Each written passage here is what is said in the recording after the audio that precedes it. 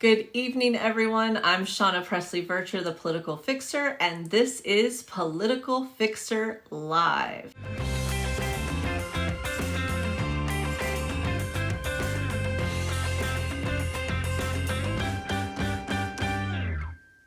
I'm so happy to be joining you all this evening, and I'm happy to be back. It's 2025. We took a nice long break for the holidays, and believe it or not, I missed all of you so much. I missed this. I didn't miss all of the headlines and politics. It was nice to have a little bit of a break from that, but we're coming back with so much happening, and we've got a lot of things to cover this evening. If you are new to Political Fixer Live, here's how it works. We're going to go through a lot of different discussion topics, updates, and hopefully some useful information and even guidance and tips so that you can understand what's happening, but more importantly, what you can do to make a difference in your life or in someone else's. So we're definitely going to do this with a purpose, not just trauma dump a lot of headlines your way. And if you have questions or thoughts, then we have our Political Fixer team here online tonight. While we don't have everyone, because I know many of you are suffering from the impacts of that storm, we do have a great team online for you tonight. We have Sarah and Mia and Jason, and my daughter Maddie is on as a producer tonight as well. So I'm very excited about that. So the Political Fixer team will take your questions and your comments and all of your great suggestions to keep this show moving, and they're going to make sure that I see as much of it as possible. Let's do a show rundown. What can we expect on tonight's Political Fixer Live? Tonight, for our political buzz topic, what is everybody talking about that I feel like we should discuss in more depth?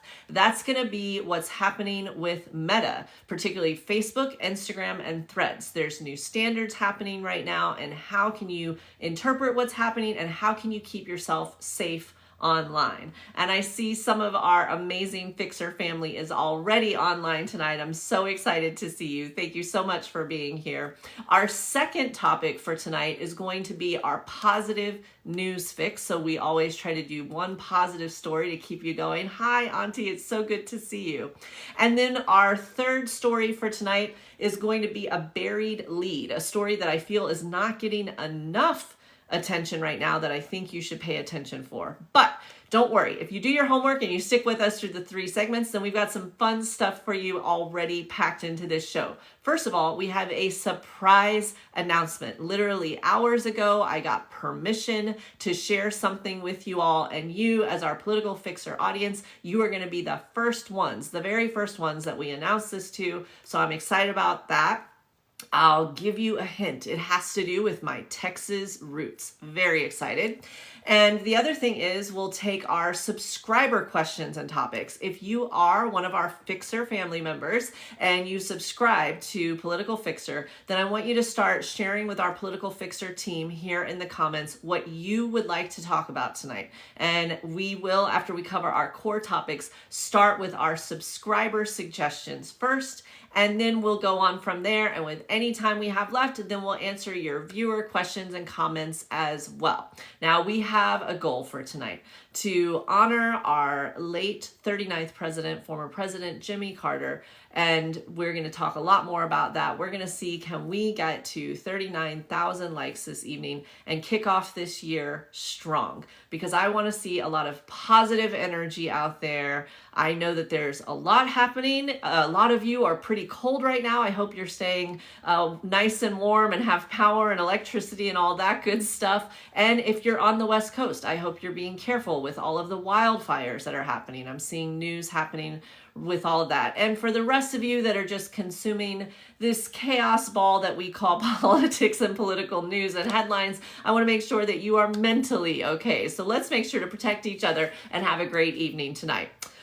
Okay, let's talk tonight. All right, we are going to go, before we go into political buzz, I want to make sure we are already getting some really great questions. I want to say hi to Auntie and to Dottie Gilliard Jackson for sending us such great gifts. If you're new to Political Fixer, what we do is as many of our gift givers and our engaging audience members, the Political Fixer family, we try to follow as many of you after the show as I possibly can. We get, TikTok makes it really great for us because we get all of that stuff at the back end on the end of it, and I go through and I get to hear what all of you are up to. And there's going to be some other ways that we want to amplify what you're doing throughout the show. So definitely get your thoughts, your questions, and your ideas coming through, and we'll definitely get to as many of those questions as we can, especially because I'm seeing them come in and you guys have some good ones tonight.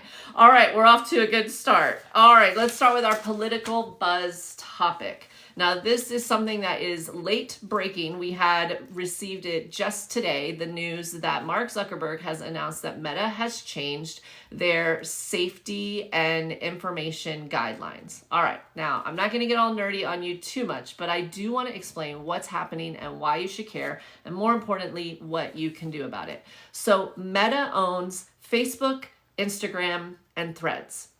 And I do love cross-connecting with all of you on the different platforms.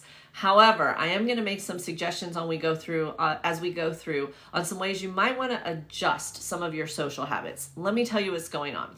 So they have different content guidelines and also different team members that help to moderate their content. And so in the past, recently, Facebook has had a group of team members that have tried to fact check and remove disinformation as quickly as is reasonable, according to them, from their platforms. One of the biggest reasons for this had to do with public safety. During COVID, there was a lot of misinformation being spread, and so they started this fact-checking division, and that impacted political posts, things about our health, things about whether or not an event was true that somebody was reporting as news. Well, as of now, those things are no longer going to exist. They essentially got rid of that fact-checking set of team members altogether. Now, what are they replacing it with? Similar to X, which is also known as Twitter, they're going to depend on us to do community notes. Now, why is that bad, in my opinion? Because, first of all, how are you supposed to, A, know what is already true or not true? B, how are you supposed to have time to actually correct everybody else's stuff? We're not employed by Facebook. And then the third thing is that misinformation and salacious information, rumors, they always spread faster than the truth. And now there's nothing to really slow that down. So this is one reason that these new guidelines are not only something I don't like, but I'm considering dangerous. We're going to talk about that more in just a second. But there's some other things that were kind of buried in this news headline, which is when Meta announced these things and did their nice, soft, press release and their chat and said, this is for, we're trying to remove censorship. This is about freedom of speech and all these nice, fluffy ways of saying we're going to allow hate speech to exist on our platforms again. What they failed to discuss with all of us is the fact that they also, at the same time, change their community guidelines of what you're allowed to post about each other. Now, I've got a couple of things for you here. Did you know that now, according to Meta, you can refer to non-binary people as it? You can refer to someone as being mentally ill or abnormal based on their gender or their orientation. You can tell them that they are not religious, or you can focus on political or religious discourse about their sexuality or orientation. And here's one I found particularly interesting. You are now allowed to refer to women as household objects or property. Why? Just why? Like, who sat around and is like, this is a rule we should add? So I'm going to say this again. This is an exact quote. Users are now allowed to refer to women as household objects or property. I mean, guys, okay, so this is some of that fine print terms of service stuff. So what does it mean and what can we do about it besides scream at the clouds? All right, so here's what I would recommend. I think to say to boycott Facebook, Instagram, and Threads, if that's something you want to do, I support that decision. But many of us have family members or people that don't live near us or business contacts. And for some of our relatives or some of our friends or our clients, these might be the only ways that we can reach them. So let me give you 3 quick tips on what I suggest that you do to handle these new meta terms of service. And also, I got news for you. They're not alone. This is going to get a little bit dicier on a lot of different platforms. It's already been that way on Twitter for a while. All right, quick 3 tips that I'm going to give you. The first thing is right now, whenever you have a chance, the next time you log on, I want you to reacquaint yourself with the block and mute buttons. What are the difference? If you block someone, sometimes they can tell. They can't send you anything anymore. And so maybe you have someone that's really annoying, but you don't want to hurt their feelings. Maybe you have that weird cousin that says crazy inflammatory things and you don't want to see it on your page, but you don't want to hurt his feelings. All right, so for that, I recommend that you mute. But if someone's being hateful or they're being derogatory, I would recommend block. Let me tell you something. No one has a right to stress you out on your own phone, except for, maybe certain family members that you love dearly. That's just part of the territory of having family. But in general, protect your mental health by getting really comfortable with the block and mute features of all of these social media platforms. Exercise it heavily, all right? My second tip for you is to realize that you are not employed by these social media companies. It is not your job to correct everything online. So here's what I use as my standard because I am in this industry. Feel free to do some or none of this. If I feel that someone is genuinely confused about something and has a question, I'll try one time to say, hey, that's a great question, or I see how you might have not understood that. Here's a quick answer to that. If they're genuinely engaged in the conversation but confused and I don't feel like they're being harassing in any way, they're genuinely trying to know, then this is a great opportunity to amplify other creators. If you know of someone that wrote a great article or did a good post or a cool video about that topic, highlight that creator and say, hey, are you interested in learning about immigration facts? This person did a great video on it. Here it is. And if they keep going, either drop it or block it. All right? It is not your job to spend half an hour educating someone on the news. They can do that on their own. And so protect yourself, protect your health. And our final tip for tonight for social media guidelines and how to protect yourself in this new age of online content is, if you are concerned about giving your business, so to speak, your likes, your time, your ad revenue, first of all, pull your ads from these sites. It's not worth it. I'm just going to say it right now. If they don't have a content policy that supports women and supports communities, don't advertise with them. That's my first thing. Find another creative way to get business. But also, you generate revenue for these companies when you scroll and engage. So post, check the 5 or 6 people that you're really excited to see what's going on in their lives, and then get off. All right? Post, don't scroll. I'm going to say it again. Post, don't scroll. Check in on your friends every once in a while, support them, whatever, and then get off. Find the platform where you want to be and build that community elsewhere. That is my advice for what it's worth for protecting your own mental health and also your personal safety as these guidelines continue to shift, because we see what's happening. I do want us to form a great sense of community, but I want to make sure that we stay safe. All right, on that note, what a great community we have on here tonight. We already have almost 21,000 likes on this beautiful yet cold evening in the new year. We have some great people that are online here too. I see that Professor Liberty Esquire is on. It's so good to see you. Auntie, of course, always making the conversation more lively. And then it looks like Kibbles67 is on here. That's really great. I also see Greg Pugh 845 and James Higgins 395. You guys are sharing gifts, you're sharing likes and love, and you're sharing some great questions. So before we go on to our next segment, we've got some questions about the segment we just did with Meta. So the first question I have is, the source about meta changes to share with others. Okay, so believe it or not, I got a lot of great information as a good rundown, a quick like factual rundown from CNN. There was a CNN article, I'm looking for the exact name here for you, but if you go to CNN and you look for meta changes and women as property, unbelievable. But yes, that's the times that we're swimming in right now. So if you search for CNN Meta Women as Property, this article will come right up. This is hot off the presses. They published this minutes ago. If you want to see what Zuckerberg himself is saying about this, then you can go on any of the platforms. He did a very nice long monologue about how he thinks this is a good idea, apparently.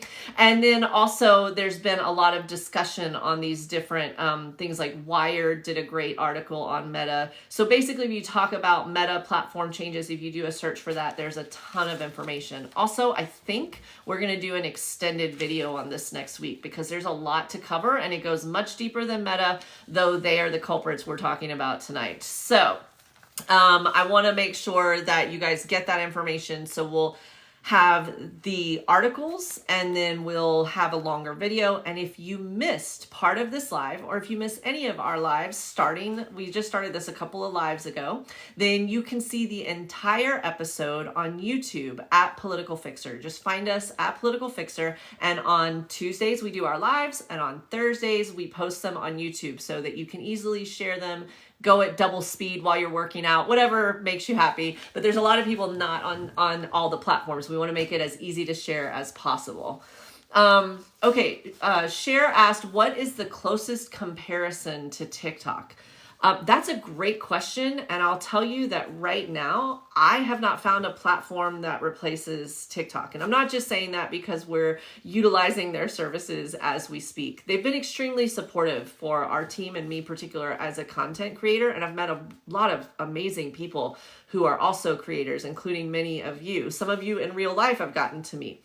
But we are searching for additional sources in case something happens and TikTok service is interrupted. So one thing, that is why we started posting more things on YouTube. So I definitely recommend you cross-post. So YouTube is starting to change its algorithm to suggest content. And then over the next few days, we're going to be auditioning and basically trying out different platforms, and we're going to be reporting back to you on what we find. I have started a BlueSky account. I will start posting on that tomorrow. Many of you invited me to do that. That's great. So if you go on Political Fixer, there's nothing there yet, but there will be, so we can follow each other there. And we're also going to be checking other sites that people might not have heard of yet, such as Fanbase. They invited me to post there as well. And so we'll be sharing that information as we get it. And we'll also be creating other opportunities for all of us to stay connected no matter what. One thing I'll say is no matter what happens, you can always go to politicalfixer.com and you can enter information into the form, or our actual real phone number is there with an actual real email address that goes to an actual real human being, and you can reach out to us at any time. So as we're building more communities and opportunities to connect online, then we're also going to be looking for ways to do it the kind of old-fashioned way, which is our own website on politicalfixer.com. All right, I'm going to take a couple more questions and we'll go to our next segment. But first, I want to say hi to Cricket70 and man, Professor Liberty Esquire. You're just doing such amazing work online tonight. I'm so happy that you're here. And any of our subscribers that are on tonight, if you're not a subscriber, then please consider joining. It is how we're able to do this content, but also we have a lot of fun surprises coming in the next few weeks. So I'm hoping that we get a lot of you to be part of the Political Fixer community. And so if you are a subscriber, then please suggest our topic for the end of the show. I want to answer the question from Naib, forgive me. 287, it's Naib, Naib maybe, is the USA going to take Greenland or Canada? So fun question. The short answer is this. In general, let's talk specific and then general, right? I want you all to imagine that we are trapped in a large tent. That's a circus that's going to last for far longer than any of us wanted it to. And I want you to imagine sitting in the bleachers of the tent of that circus. And there's a giant clown in the middle of that tent who is trying desperately to hold our attention. Why? Because as he's holding our attention with his fellow clowns and comedians and, you know, acts of mystery and sometimes grotesque figures, then other people are trying to pick our pockets from beneath those bleachers. So I want you to be really mindful of that moving forward, that we can't pay too close of attention to the clown. Because if we do, we're going to miss opportunities to prevent people from picking our pockets, right? In ways large and small. So just put that in mind as we answer this, but I will answer the question. So fun fact, my family and I were just in Canada. So if you would like someone to blame for bringing the cold weather to you, hi, it's me. I'm the problem. It's me. We loved it. I had never been. We spent some time in Ottawa and in Montreal, and actually I'm going to do some posts about it. We got to tour Parliament. We got to talk to a lot of people there. They all have very strong opinions about what's going on in the United States, and it was really great to see and meet all of these people. In a lot of ways, I was extremely jealous of how passionate they still are about their government and how much they care and they want things to be better. It was just such an amazing environment. But they have zero interest in joining the United States. So I just want to make that really clear. I met zero humans that wanted that. We are basically their spirited neighbors to the south, and they would like to keep up that fence and have our mess stay on our side of the yard. Thank you very much. With all love and courtesy and respect as they express that to us. As far as Greenland, there is a lot of chatter on this. Greenland is a member of NATO, and so it would be extremely difficult to do anything hostile at all to Greenland. So unless things change and they would like to be a part of the United States, then I do not see that happening anytime soon. But it does offer a great distraction, as do so many of the tricks and the mutterings that the clown does produce for us in the middle of the circus. Good question, though. I really appreciate it.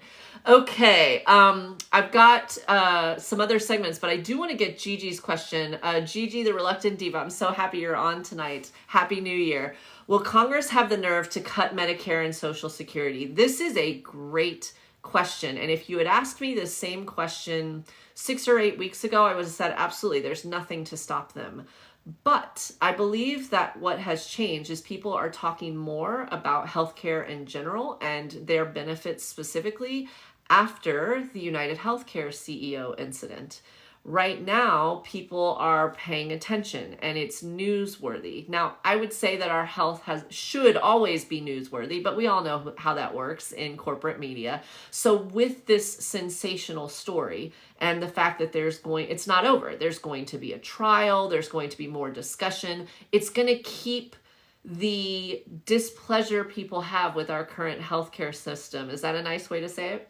Trying to be polite here. It's going to keep that top of mind and top of conversation.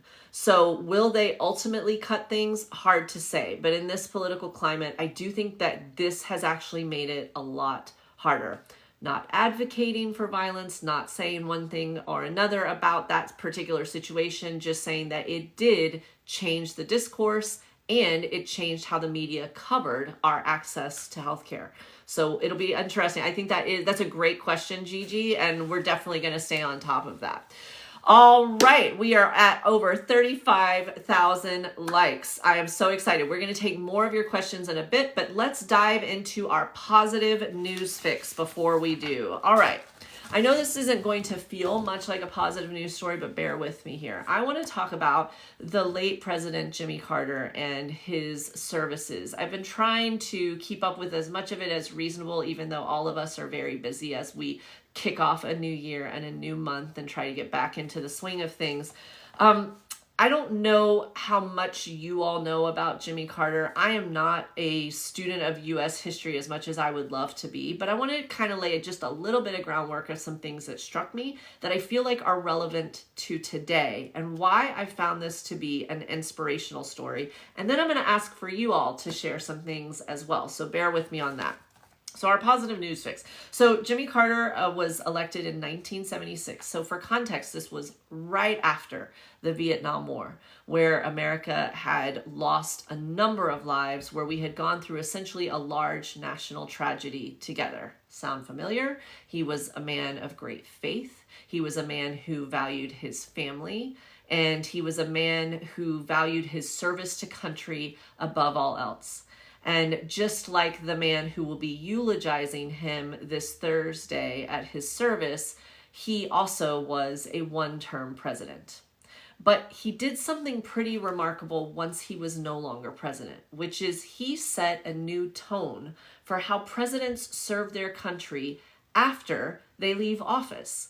We've seen a lot of this stuff happen recently. And so for those of you that are younger, you might think that presidents always had foundations and fought diseases and, produced, Academy Award winning movies, but that wasn't the case.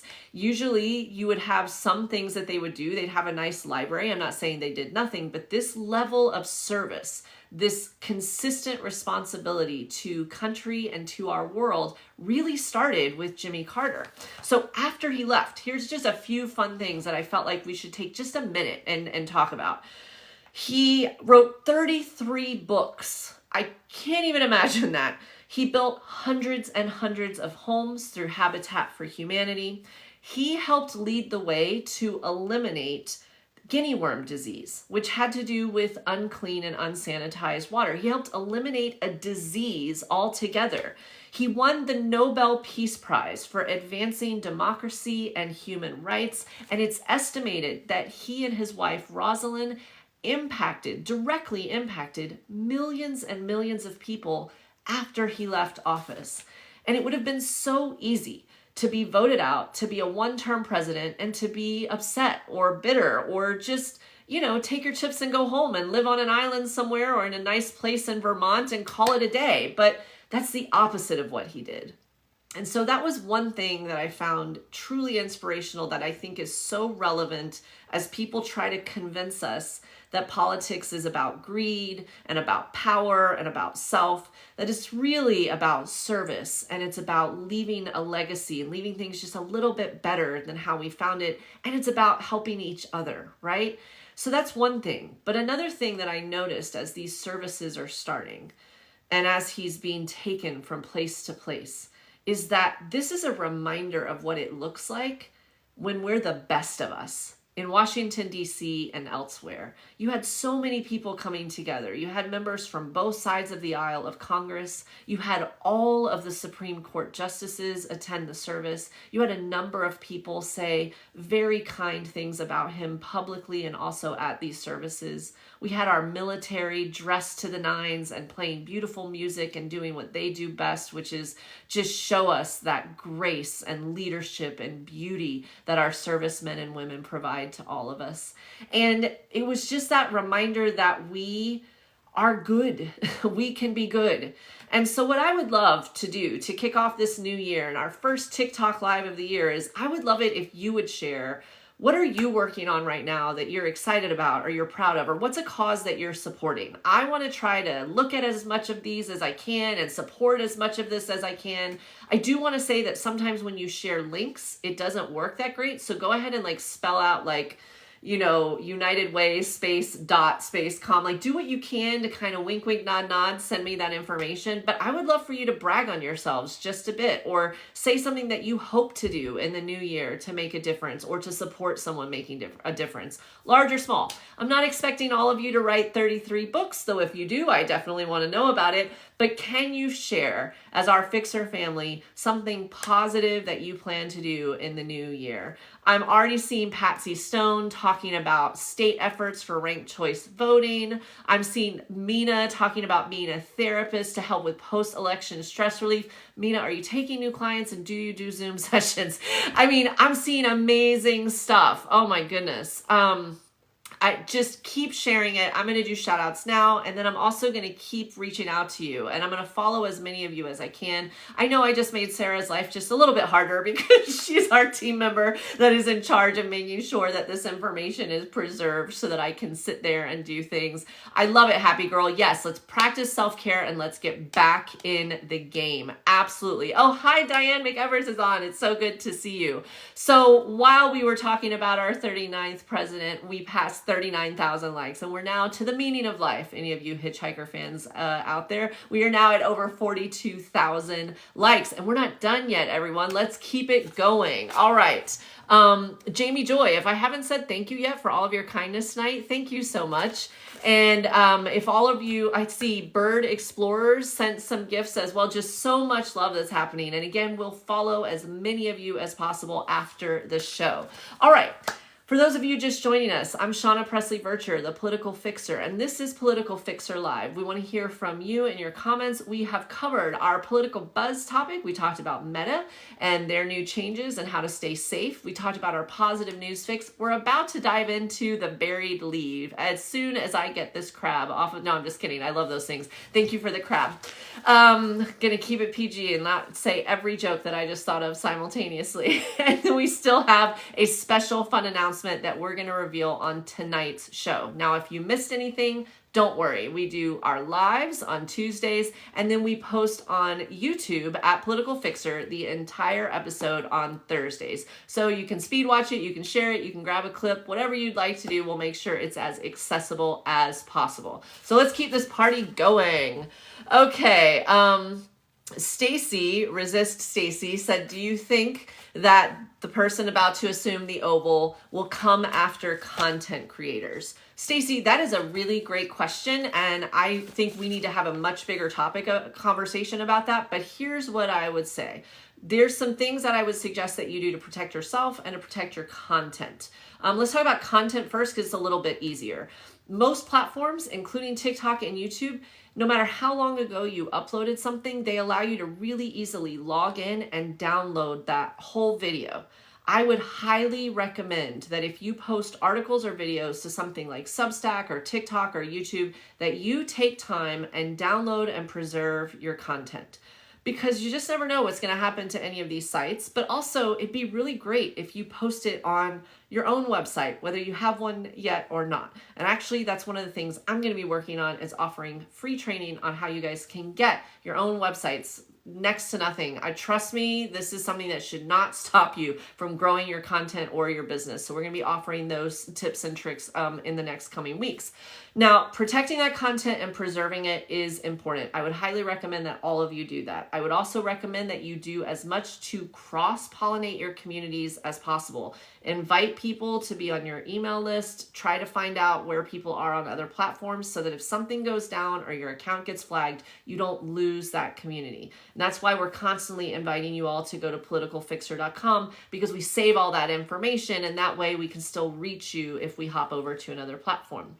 Then the third thing that I would say is, if you need to, protect your identity. You don't have to give too much information. I'm someone that's pretty public, and we made that decision as a family. When my daughter was younger, I shared a lot less about where I'm broadcasting from or where I live or, details about my name. You can still be a content creator and try to take some steps to kind of protect and isolate yourself just a bit. Not necessarily from the administration, but just from people that might be a little too friendly or not friendly, whichever the case may be. So definitely consider those steps if you're uncomfortable. But also, I would say, regarding the other situation, if you feel like at any point that you are being targeted in any way or you feel unsafe as a content creator, then there's a number of attorneys that are online all the time that are here to help people. And so I would say, please reach out on any of these platforms and say, hey, this is happening. Is this strange? Should I be concerned? What should I do? And there's a number of people that usually will hop on for free and offer that advice and guidance, at least to show you where to go next. I don't know what's going to happen in the future, but one thing I do know is that this time we're a lot smarter and a lot more prepared. And one thing that we have learned is to stick together and stand up for each other, to speak out and be vocal. And so if it's something where you feel unsafe, take your precautions. But the rest of us have your back, and we're going to continue to be extremely vocal and support each other as much as possible. So the difference this time is you and me and the rest of us won't be alone. Really great question. All right, I'm going to do some shout outs. First of all, I want to say hi to Mojo Smooch. It's so glad that you're here tonight. I want to say hi. I mean, we're getting so many gifts and so much love. We're at already over 47,000 likes. And we're going to take more of your questions. Let's go ahead and do the next segment, then I'll take more of your questions. And if you are a subscriber, if there's a topic you want me to cover, please let us know, because you get first dibs once we cover our next stuff. So we've got the buried lead story, which is going to get a little bit serious, but here's something. If you stick with me for this, there is a fun surprise announcement after this story, and I think it's worth it. I'm not just saying that. Okay. Buried lead. This is a story that I feel like is not getting enough of a headline, and I wanted to bring it to your attention. The Department of Health and Human Services of the United States, HHS, we talked a lot about some of the stuff that President Biden and the U.S. Senate are trying to do as quickly as possible while they still have some time left before they leave office and before the different parties change hands and the chambers change over. All right. So we've talked about them appointing a record number of federal judges. We've talked about different things they're doing to preserve and protect different laws and strengthen different budgets and get money as quickly as possible to Ukraine. Lots of different things they're trying to do in the 11th hour. But this is something that I don't feel got enough attention that I'd like to share with you, which was that very quietly, $306 million, a third of $1 billion, was moved over and protected in the Department of Health and Human Services, specifically to monitor and prepare for the avian flu, bird flu, or what is known as the H5N1 virus. Now, before you panic and before you say, oh Lord, here we go again, let me give you some facts on where we are and what we expect, but I do want you to pay attention to this one, okay? So, avian flu, which is also known as bird flu, has been exactly what it sounds like, which is an illness that has infected poultry and other birds for a number of years. We've heard about it kind of in the back of our minds on different headlines and chat shows and different things like this. But in the past 2 years, it has spiked. In the last 2 years, over 130 million birds have been infected, and that infection has become fatal. So that has impacted food. That's one of the reasons certain prices of things have gone up, but it's also impacted safety. But there's a couple of things that have happened quietly very recently. The first is that in April of this year, cows became infected with the bird flu for the very first time. Now, you may have seen that, but again, it didn't get a lot of attention. And in some cases, that infection was fatal. But what we have seen recently is that across the world, not in the United States, around the world, 850 humans are known to have been infected, and there has been a high fatality rate. Now, I want to be clear here. We just had our first fatality from the bird flu this week in Louisiana. We do not know much about the case, but I do want to say that the patient was over 65 and doctors said that they had known health complications prior to getting infected. At this point, there is no need to panic. However, pay attention, because I don't think this is something that certain people are going to want to share readily. I don't know necessarily that soon we're going to be able to trust certain numbers. So I want you to just take natural precautions. Keep your ears perked up when you hear stories about flu or bird flu. Consult with your medical practitioner or your walk-in clinic about what vaccines or shots or what have you they recommend for you. And it is cold and flu season. And even if it's not gross, I don't want your germs. I love you guys, but I don't want your germs. So consider bringing masking or social distancing back as you feel comfortable. Maybe start tucking one in your purse, bag, or back pocket. Just kind of use those spidey sense instincts. I think this story is going to become bigger. President Biden has been working furiously to protect us in every way that he knows how. And for him to quietly funnel and protect and kind of wall off that money where it had to be used for this tells me it's something to pay attention to. So I wanted to bring that to all of your attention, not to scare you, but again, try to protect you. So that's our buried lead story for tonight. Please feel free to share any information. And no, I am not anything to do with medicine. In fact, I am notoriously bad at science. So if there's anything that I get wrong or anything you think I should share differently, please let me know. All right. Okay. We're going to keep going. Thank you for sticking with me on the negative stuff, but you know, I got to be responsible and keep you guys safe. I want to say hi to Guava Girl. It's so good to see you tonight. I want to say thank you so much for the gifts. It is time for our special announcement, and then I will take more of your questions and topics. This has been a great night so far. For those of you that are just joining us, I'm Shawna Presley Vercher, the political fixer. I'm so happy that you're here. What we try to do is talk about what's going on, break it down, talk about the reality of what's happening, why you should care, and most importantly, what we can all do about it. So I really appreciate all of you and how you have grown this community over the last several months. Hi, Marianne. It's so good to see you tonight. Thank you for everything. And also, at the end of the show, we're going to take as many questions and topics as we can. We're going to prioritize our subscribers because they keep the lights on and they're so great. We love our FIXER family. And you guys are so supportive all the time in my DMs and messages and videos you send me. I love you guys so much. And then also we are going to make sure that we connect with as many of you after the show as possible. So we get a report of all of you and your engagement, and as many of you as I possibly can, I follow after the show. It tells me the top gift givers, and it tells me those of you who are the most engaged as our audience members. And so we follow as many of you back as possible. All right, here's our announcement. I gave you the clue, Texas. And this is the very first time that I've been able to announce this. So I hope that you have something where you can take a quick note, because I'm going to give you a web address and the team's going to try to type it and share it with you, but sometimes links get wonky here. So get ready. So mark your calendars, because this February 7th and 8th, I know where I will be, and I hope many of you will join me. I will be in my home state in Austin, and I have the privilege of being one of the 2 keynote speakers for this year's state conference of Texas Democratic Women. I am so excited. This organization has amazing leadership. If you're wondering who the other keynote speaker will be, I can tell you that I'm not allowed to officially say, but she may have coined the phrase, what is it? Built Bad Beach Body? How do you say it? Some of you are picking up what I'm putting down, so I'm going to be really excited to share the event with her. There's going to be an amazing luncheon. There's going to be some sessions and some trainings. I'll be doing a session on the equal rights movement and how to add women to the Constitution. And then I will be the keynote speaker for the gala. So I hope that you all come to Austin and party with us, be around a number of like-minded people. Men and those that are allies to women are also more than welcome, of course. And if you guys register for this conference, let me tell you how you can do that. First and foremost, it's on February 7th and 8th. I will be speaking on Saturday evening, the 8th, though I'll be there the whole time.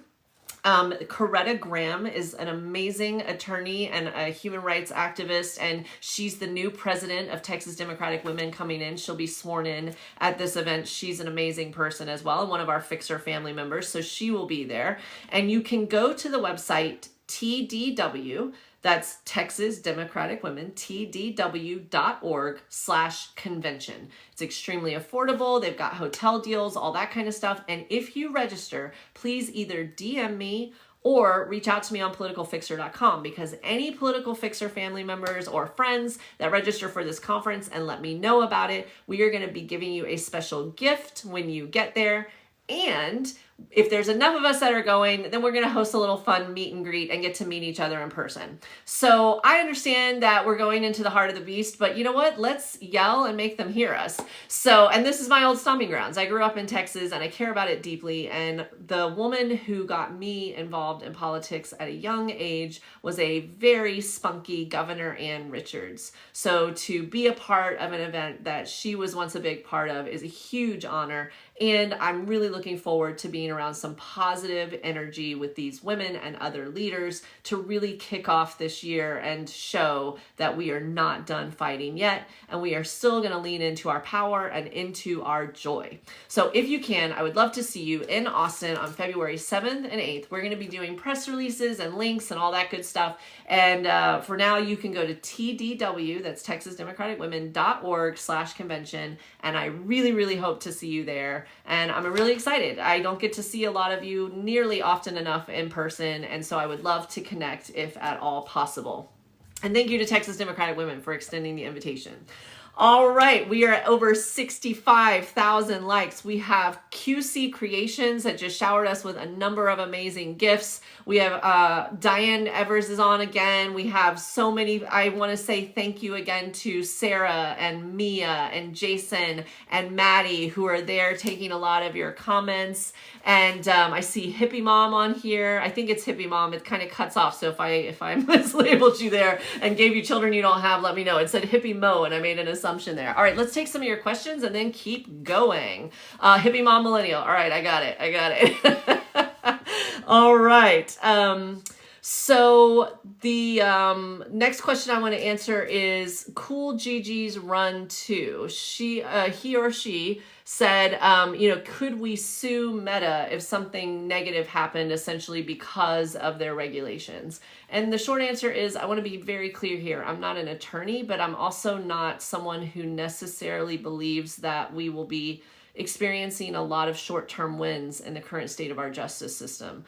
Is something like that possible? I would like to think so. And I would like to think that there are class action suits and things like that we could participate in if something goes wrong. But what concerns me is I don't want anything to go wrong with any of you. I don't want something tragic to happen that we would need to sue. I would much rather have all of us stay safe. So, I definitely think there should be more accountability. I come from a tech background. I could do an entire thing just on this. But in the meantime, I just want to say, safety and mental health first and foremost, protect yourselves. And also, please don't do what I just did. We have a number of security precautions here because I am online and public and posting my schedule all the time. But don't go to people like, hey, this is where I'm going to be in the future. Come and find me, unless you absolutely feel safe doing that. Don't show, we love your kids and your grandkids. Don't show us where they go to school or where their school bus stop is. Don't show us at your restaurant where you're having dinner until after you get back. Just wait an hour to make that post. There's different things that we can do to be safe online, not just from the corporate whatever, but just in general. So just kind of be a little bit more mindful than you normally would because the guardrails are kind of gone now. All right, so just be careful with that. Okay, Just Jules asked, did Ted Cruz quit? And I'll have to rely on my team for that, because if that Christmas gift occurred, I didn't receive it. It was delayed in post. So I don't have an answer to that, Just Jules, but I will try to get that answer to you. That's a really fun question that I can't wait to learn the answer to. Your second thing is that good news? No, that wasn't my Texas good news. Oh, I get what you're saying. No, my Texas good news was the conference, but I wish it was Ted Cruz quitting. That dude, he's getting paid to do nothing but Fox News appearances. I don't think we're ever going to get rid of him. Okay, fun question from I'm Sinless. What will the USA change the name of Gulf of Mexico to Gulf of America? Would Niagara Falls also be changed? Fun question. But what I think is interesting is how far are they going to let the bit go? I do think that these are distractive things, but they've already filed a bill supposedly in Congress to have this conversation. And just keep in mind, the more that the legacy and corporate media are following those types of stories, and the less they're actually reporting on other really harmful things that are impacting our lives day to day. So it is insulting what they're doing and saying to all these other countries like Greenland and Mexico, but it also is a distraction. So I don't know what's going to happen, but it sounds crazy. It does sound crazy, but I want you to keep in mind that during this period of time when we had McCarthyism and all of that kind of stuff, which I wish I had paid more attention to that in school, but I am trying to study that now as an adult, especially in these times. I mean, there were times where, like, for example, during World War II, we had to say, Liberty cabbage instead of sauerkraut. We did get a bit ridiculous with that stuff. There is a precedent for this, and we got really scary, honestly, with how we targeted certain members who were Hollywood directors or certain members of our community who were in internment camps. There is a precedent for taking things really, really far. So yes, I tend to laugh some of this stuff off, but I'm still saying to pay attention to it, because don't rule out what could happen. That being said, protect your mental health and try not to overreact unless or until something happens, because we've all been through this before and it's exhausting and we can't be on high alert status all the time. Okay, I get the Ted Cruz joke now. I was a little bit slow on that, but that was really funny. Okay, so let's see. There's questions about, Patrick Z asked me this question before about why are Democrats not fighting harder? That, you know, there's this issue with FBI, there's issue with foreign interference, there's issue with billionaires. So we're going to talk a lot more about that, Patrick. This is Patrick Z, and he asks really great questions most of the time on most of our shows he's on. But here's what I'll say is kind of my viewpoint on the real adult answer as to why I don't think that's happening. In order to fight something like this, you either have to have a really strong hold on the institution that's going to be the referee, so to speak, in the fight, or you have to have the political capital to move the ball. And again, I'm Texan, so I use a lot of football references. But right now, Democrats have neither. They have lost a lot of political capital in this last election. I'm not saying that to be negative or to point fingers, but when you lose, then that means you have less status in whether it's a state election, a local election, or federally, right? So there's not a lot of political capital there to advance things. I'm not saying they can't fight ever. I'm saying right now they have to be really careful and pick and choose their battles. On the other side, on the referee side, we know what the situation is with the courts. We know what it is with the corporate owners of these media and social media outlets, right? We know how that deck is stacked. So if they went the legal route to fight, we know how that would probably end up. So they've got to be really strategic about what they do with that as well. I've been involved already in some of those behind the scenes meetings, not at a national level, but in different state organizations and different community organizations as they restructure and get their bearings.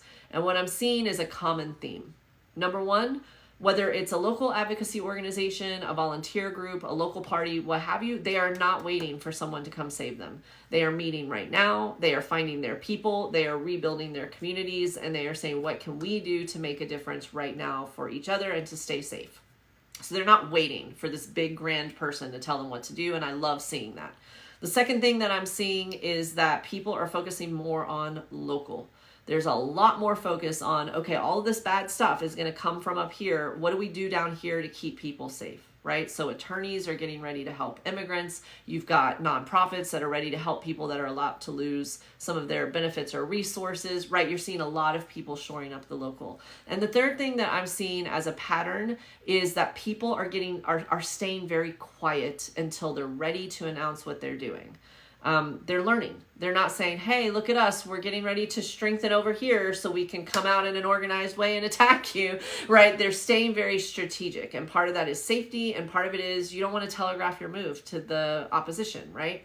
So if you're not hearing a lot about action, don't get discouraged. It doesn't mean that action isn't happening. And if you're looking for some way to get involved, please let us know. If you have an organization where you're looking for people to get involved, let us know so we can connect you. We're going to be working a lot more on that in the days and months ahead, and you'll be hearing about that here. But Patrick, it's a great question. It's a fair question.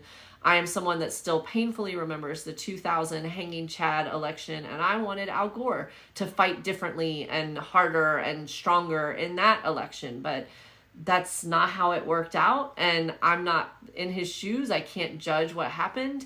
And so I have your fighting spirit, but that doesn't mean that other people aren't picking up the mantle and ready to fight in their own way. All right, we are at over 75,000 likes. We've got so many people that are giving us amazing gifts and shout outs. I see great conversation, helping everyone out and answering each other's questions. Guava Girl 808 asked a great question that is a segue to another date I want you all to mark on your calendars, which is, why did President Biden not certify the Equal Rights Amendment to add women to our Constitution? Guava Girl, that is a great question, and it's something that we've been following really closely. For those of you that might not be familiar, right after the election, we went to the FEC and we partnered with a number of leaders and different organizations to find out what needed to happen, and we launched Equal Rights Now. That's Equal Rights Now. You can go to equalrightsnow.us, and that is our website. We're going to be talking a lot more about that after the inauguration. But basically it has one singular focus, which is to add women to our Constitution. And we're going to talk a lot more about that if you mark your calendars on Thursday, next week, Thursday the 16th at 8:30 Eastern. We're going to be on YouTube Live. We're going to do a different platform, YouTube Live at 8:30 Eastern on Thursday the 16th. We pushed it to that date because it was when a lot of people were available, give you guys time to get your bearings in the new year. That is going to be a all hands live discussion and call and video similar to this, where you guys can engage and ask questions specifically about the Equal Rights Amendment, how you can volunteer, what our specific plan is, and how we're moving forward. In the meantime, to get back to her question, the reason that we believe that Biden did not certify it on his own is two things. Number one, if he did so now, it would have gotten hung up in the courts, and the Supreme Court has already been very clear on how they feel about the current state of women in the Constitution. We'll talk a lot about that more on another day, but needless to say, they're not friendly to the idea. So he didn't believe that that would be a productive strategy. He felt like it would just get kicked back and possibly set the movement backwards.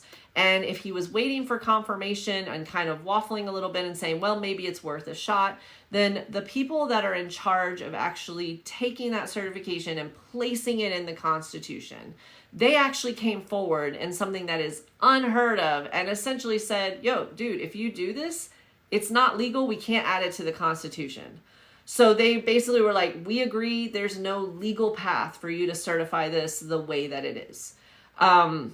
It was not an easy decision for him, I can imagine. I personally heard tell of several meetings that were had in the White House by people like Senator Gillibrand and a lot of other people that were trying to convince him to at least try. He felt like it would set the movement back farther than it would help it. So what is our new plan? We're going to talk a lot more about this on the 16th and in other posts and videos. We're doing a podcast about it. But the short version is the reason it got hung up is because we needed 38 states to agree it should be in the Constitution. 38 states did agree. And then someone said, just kidding, you took too long.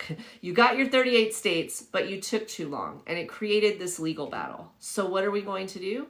Well, we're going to states like Texas, and we're meeting with state legislators and asking the states that were excited about ratifying before to re-ratify. Basically, start that clock over again. Get those earlier states like Hawaii and New York and Texas and get them to say, again, yes, we still believe that women should be added to the Constitution. And as we do that, it will erase the question of the clock. And so we're basically going around their silly rule, and rather than bicker about a rule that people say shouldn't even exist and go into a losing court situation, we're just going to change it. We're going to change the rules of the game. We're going to go state to state, and we're going to ask them to re-ratify. The ones that ratified the earliest, we are already getting a lot of enthusiasm for it, and we believe that the conversation will be more productive, and we can get a lot of media attention to kind of drive things over the edge. So we're going to be talking a lot about that in the weeks and months to come. We're going to find ways that you can get involved in your own communities. We need your voices in this. This is equalrightsnow.us, or you can go to politicalfixer.com and get involved. I wish that the things are different. Ella is here to express how she wishes that the Equal Rights Amendment had already passed before now. She's very passionate about this. And, but it wasn't. And so we're going to work on this diligently after the inauguration. And once we know that there's no chance that he will be able to do anything, and we're going to work together and we're going to get it done. I firmly believe that. All right. Before we wrap for this evening, I want to try to take a couple of questions here. Okay, Alec X Spam asked, how can we prepare for 2026? I think that's a great question. My first thing that I would say is organize, organize, organize. Whatever skills you think you don't have, start getting them. And I'm not being flippant. Like if you've never been a good fundraiser, start taking some online courses on how to do that. If you've never been a public speaker, like start shoring up anything that you might consider a weakness. And then also surround yourself with talented people that are good at a lot of those things. Nurture each other and strengthen our army, so to speak. Also, I think building sense of community so that we are not exhausted going into 2026, even with everything going on, is going to be super critical. I'm not just saying that. I think if we go in there mentally fried and reactive and defensive and, you know, emotionally haggard, then I don't think that that's going to help. The third thing I want to advise is that you start looking now for candidates that you think should run for office. Every office. I do not care what it is. Local school board members are extremely important. City council, county commission, different state attorney offices. If you have ever thought about running for office or working on a campaign, I think 2026 would be a great opportunity to do that because it kind of starts at the end of 2025. We're going to be recruiting candidates all across the country. In fact, we've already started. So definitely start thinking about people who would make great public servants, who are good with people, who have a great story to share, and more importantly, are willing to listen and amplify other people's stories and issues, and start seeing if they will run for office. And the other thing I would say is to start considering what you're going to do in 2026 to make a difference. If it's not run for office or work on a campaign, are you going to spread content that combats misinformation? Are you going to be someone that hosts local meetings to where people can connect with each other? Are you going to be someone who offers your legal or accounting services to different campaigns that might need it? Are you going to run a nonprofit and you can't get involved in politics, but you want to help with some of the legislative things that impact your clients that you serve in your nonprofits? Start thinking about what you want to do, and again, strengthen those services. But whatever your skill set is, you can help. And I think the biggest thing that we can do for 2026 is not allow them to convince us that it's hopeless, that we can't do anything. That is the worst thing we can do. And there are going to be times that we want to just look away and give up. And I do not blame you for taking breaks, but definitely do not let them take your power. All right. Let's see. Sue Brown Photography asked a great question. How do you start to think about running for office? Well, the first thing I would ask you, Sue, is what are you passionate about? And I want you to picture the day-to-day of the job. Depending on what state you're in, are you someone that would want to serve at a state level and travel to your state's capital and make legislation that impacts things there? Are you someone that your issues are more localized and you want to help with residents directly in your community? Are you someone that you want to tackle the issues that are, you know, maybe only incremental progress sometimes, but they're the big issues of the day in Congress or the Senate? What I would say to everyone, particularly women who are listening, if you are listening, I work with candidates all the time. As the political fixer, I work with candidates all the time. And one of the top things that women do that men don't tend to do is, first of all, they wait and convince themselves they're not good enough to run for office. Look around is what I'll say to that. You have something to give. If you're a good person and want to help other people, everything else can be taught. And the second thing is you feel like you need to start on the bottom and work your way up. If you care about local issues, local office is extremely important. I would never discourage anyone from running locally. However, if you're someone that you're wanting to tackle the big issues and you see yourself in Congress, but you're just not sure if you can start there, take a chance and dive in. You might not win the first time, you might not win the second time, but you will build a network and a community and a name and a brand. And it takes people sometimes an average of 3 times of running for office before they win the first time. All right. So it doesn't matter how much money you have. Surround yourself with people who have run these races before. Start going to your local party county meetings, or if you're not really into the county party, maybe like Young Democrats or Women Democrats, or, you know, if you're not into the party altogether, find philanthropic groups that include a lot of elected local officials. Start meeting with them and seeing who you should talk to. It's something that you don't have to learn the hard way. And we are definitely going to be doing a lot more in the coming several months to try to bring as much information as we can to you. But if you want one book that I recommend, One book. It is, and I get nothing from this, but just this really helps me. It's called the Wellstone Guide, Wellstone.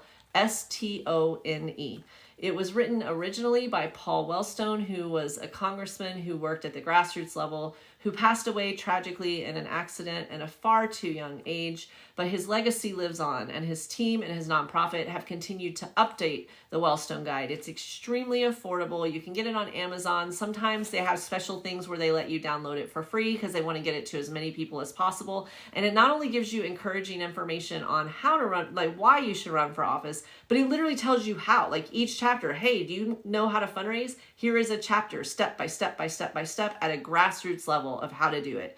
And different members of Congress like Maxwell Frost and AOC, they talk about the Wellstone Guide as one of those things that help them kickstart their political careers and how to start them. So ask questions, go, reach out to people, definitely. But also if you want some homework, Wellstone Guide, I cannot recommend enough to you.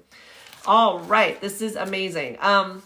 I have another question from Hippie Mom Millennial. How do you run for office in a red state? Can it be successful in a red district? And the answer is absolutely yes. First of all, you can win in red districts. That's something that we actually do a lot. We work on trying to what we call flip seats. You never know what's going to happen, and there have been notable races that have surprised people on both sides of things. So I would definitely say that winning is possible. But even if you don't win on your first go-round, first of all, you'll learn a lot, but also you can change the conversation of that race. If you are someone who is formidable and you even come close and run a good race, even if you don't win that first time, you force that candidate back into the middle. You force them to have to address the issues that you talk about, or you kind of force a spotlight on how extreme they are. And those are victories.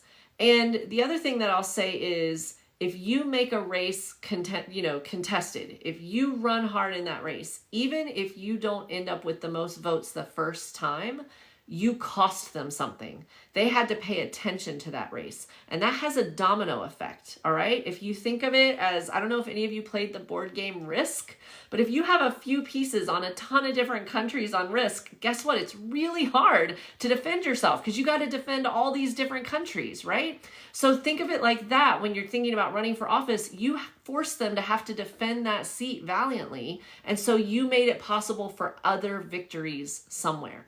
Right? So definitely run, even if it's in a red seat, but run for something you're passionate about, because the reason you run for office is not to win, it's to make a difference. And I promise you, if you care about the constituency you're looking to represent and the issues you're talking about amplifying, you will do exactly that. Okay, let's shout out some new gifts. We have Little Red Retro. We have Divine AF Girl. I didn't see you on, Divine. I'm so happy you're here tonight. We have Sue Brown Photography, who just asked us that amazing question. We have QC Creations, who's been doing a bang-up job of just showering me with all kinds of amazing things. And then I want to go back and hit, Auntie and Dottie Gilliard-Jackson, Professor Liberty Esquire, Mojo Smooch, Diane Evers, Blue Storms 4. For as many of you as possible, we are going to follow you back after the show. If you missed any of this Political Fixer Live episode, don't fret. It will be on YouTube at Political Fixer on Thursdays. We post our episodes, and hopefully even with the storm, we'll be able to get this episode up live to you on Thursday. Easy for you to share, easy for you to watch on double speed, take some notes, and do whatever you need to do to get this knowledge and get motivated for the days and weeks ahead. I also want to say hi to Jen, who just sent an amazing heart. And I want to thank our team, Jason and Maddie, my daughter. If everybody say hi to Maddie, it embarrasses her. She's home from college helping to produce this episode tonight. So hi to Maddie. And then of course, we couldn't do any of this without Sarah and Mia, who are doing just an amazing job engaging with all of you online, answering as many of your questions as possible, and bringing all of this fast-moving, amazing discussion in a way that someone like me who's under-caffeinated can get to it and get to you as much as possible. I also want to thank all of you because we hit over 100,000 likes. What a way to start the new year. And we're just getting started, right, Leo? I see you, Leo, with your gifts up there.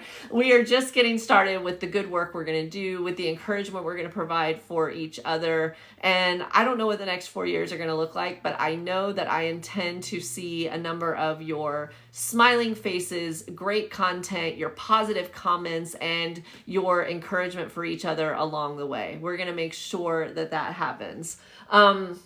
Let me take just a quick look here and see if we got, Mina Bean asked a quick question, which is how can we share the stuff that's happening with Meta with each other? If you missed it, at the top of the hour, we talked about the Meta guidelines and how they've changed. This information will be made available to you on YouTube at Political Fixer, but also there's articles now that just posted today on CNN and Wired, among other publications. Just look for Meta content guidelines. And unfortunately, as we talked about earlier, hold on, I want to read it again. I'm never going to get tired of calling these people out on it. You can search for women as property, because now we can be referred to as objects or property on these social media platforms.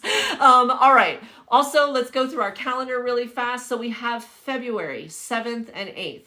We're going to look at who can meet us in Austin as I proudly keynote the gala that will cap off an amazing conference. Try to go to as much of the conference as you can. I'll be there for the whole thing, as will our Chief of Staff, Sarah. She'll be there with me. And so you come say hi. We can get together, hopefully. So that is February 7th and 8th in Austin, the conference for Texas Democratic women. You do not need to be a Texan. You do not have to be a registered Democrat. And no, you do not have to be a woman. You just have to come in with a positive attitude, ready to support and ready to get some great education, information, and just good vibes to kick off our next round of advocacy. And if the women deep in the heart of Texas are not quitting their fight, then none of us have an excuse, right? So I hope to see many of you in the 7th and 8th. It will be myself and a certain lovely congresswoman that I have so much admiration for that will be the two keynotes of that event, and we'll give you more information about that soon. But for those of you that missed the link, it is TDW, that's Texas Democratic Women, tdw.org/convention. And if you do register, please let us know by sending us a shout out in a DM or sending us something on politicalfixer.com, because we're going to be bringing free gifts for any of our Fixer family and friends that join us in Austin. And the second date I want you to write down on your calendar is next Thursday, the 16th at 8:30 p.m. Eastern Standard Time. That's 5:30 West Coast time, Pacific time, on YouTube Live. YouTube, want to point that out, YouTube Live, to make it as accessible as possible. We are going to be doing a live state of the state of the Equal Rights Amendment, what we're doing about it, how you can get involved, and we'll be responding to a lot of the questions you all have.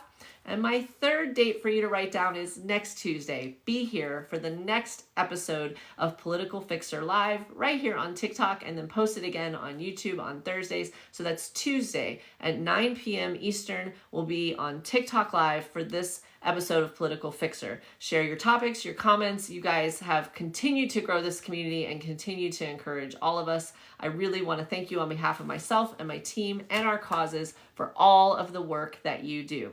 That's it for me tonight, folks, but you've made it a great start to the new year. Look at this. We're just getting started. It's going to be so great. I have good positive vibes for us. I think this one's going to be different than what some people may think. And if not, let's at least give them hell along the way, right? All right. Thanks, everyone. I'll see you all soon.